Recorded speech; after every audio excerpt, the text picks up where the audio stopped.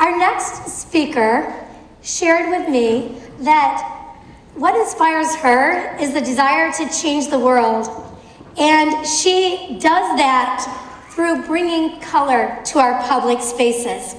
She transforms the spaces of Puerto Vallarta into open-air galleries where people can gather and experience this and really enjoy their city. You think of Puerto Vallarta as being a place that is full of color already, but she brings even more to that. For the last 10 years, she's been the visionary and artistic director behind some of the city's most iconic public artworks, including her latest and biggest undertaking yet. She is actually transforming the city's main park into a vibrant space of colored tiles where the community is an essential part of the project. Please welcome to the stage urban artist and muralist Natasha Moraga. Thank you.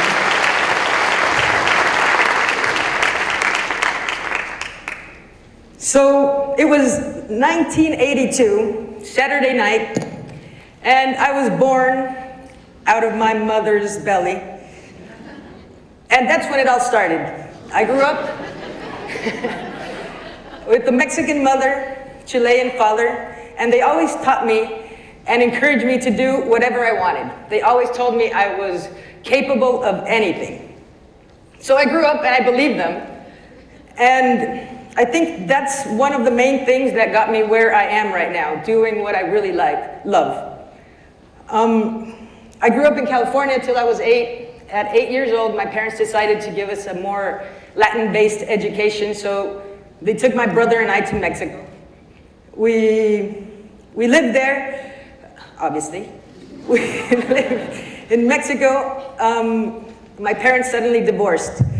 That was something that changed my life. I started getting angry at the world. I was angry at everything, and I became a rebel. So this child that grew up believing that the world was super sweet and nice just became this person that hated everything. And especially when my mother and brother had to leave the city, go back to California, and I was left with my father. My mother said I was too much for her to handle me, and that really messed me up even more. So obviously my father was worried, and he decided to take me to therapy. And the therapist was very smart, and she assumed I was using drugs. So she asked me, "Are you using drugs?" And I said, "Yes. If that's gonna get me out of here, yes, I'm using drugs." So that changed my life, because after that, my father came in, the therapist spoke to him, and I was ready to leave, and we got on the car, and he took me straight through to rehab.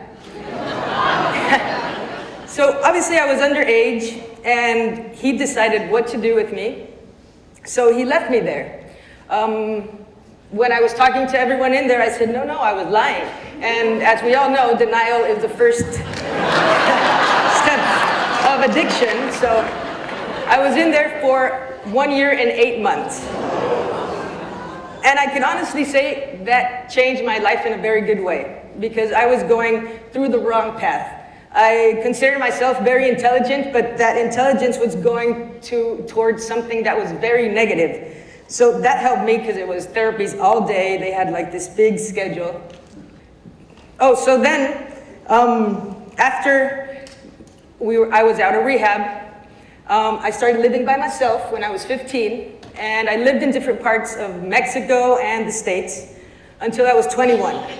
So now I'm 21, and I decide I want to try all the drugs that everyone talked to me about in rehab, because they sounded really cool. So I did that for 7 years. Honestly, I had a really good time, and I think that was one of the biggest problems because I never experienced the bad things that people would tell me, right? So I had lots of fun. I would dance all night. I would just go out with my friends until one day that really marked me.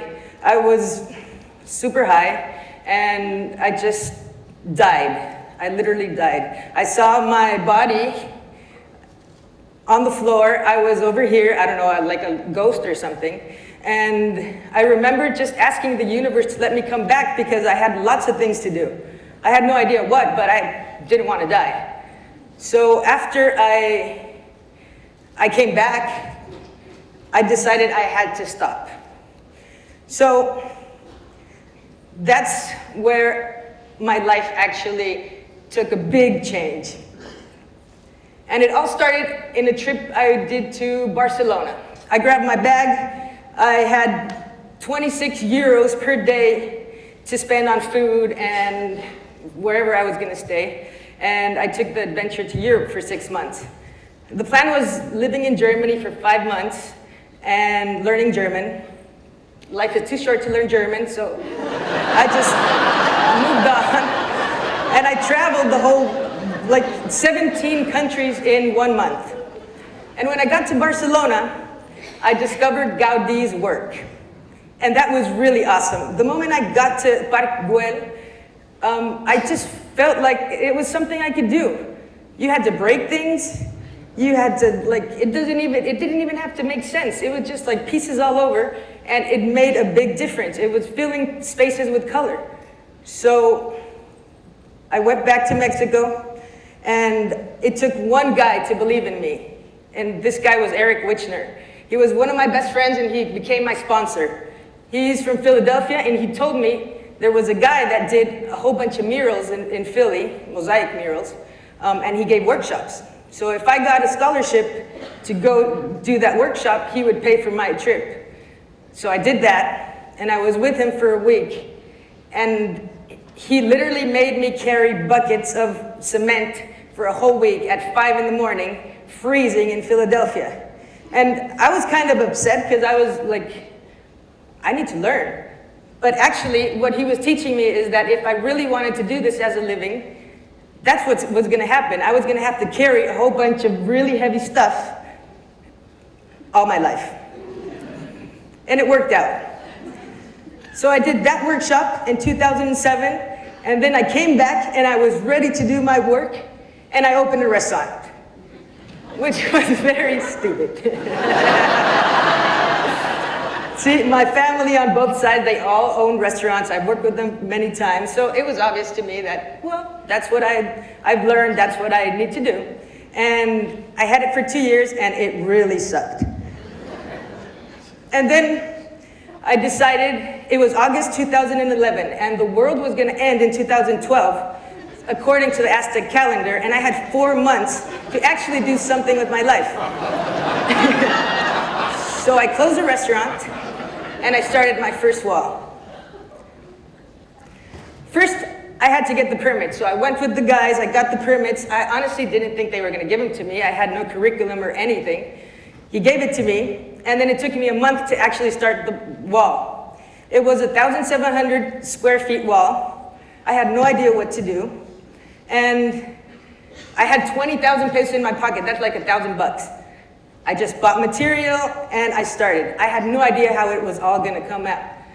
And then this lady passed by, and she saw what we were doing, and she asked me, "Can I put my name on your wall? I'll give you $100. I said, "Oh, that's going to work." So eventually we got 140 people buying $100 tiles, wanting their name on the wall, and that's when I realized that we all have this sense of belonging, and I had to use that in my favor. So this was my first wall, and there was a lady that when I was 85% through the wall, she decided she didn't like it. The wall is on a school front, and this was a teacher. She said, "I don't like your wall, and I want it down." So she went and she sued me, and she wanted the wall down. And little she knew that she was going to get me my next biggest project. So I learned there's no bad publicity, and that mean people suck.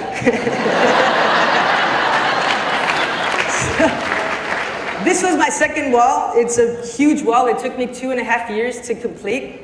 It was my brother and I doing the whole wall, so it was only 4 hands. It's in the marina area in my city, which I hope you visit someday. And I started integrating all these sacred geometry stuff to just elevate the energy of the space. And I realized it really works, how people interact with it and everything. Then I was invited to do the big city sign. And these letters, they seem small, but they're like that big. And those took me 10 months, which they said it took me too long, but if you consider that it's piece by piece, I think I did a pretty good job.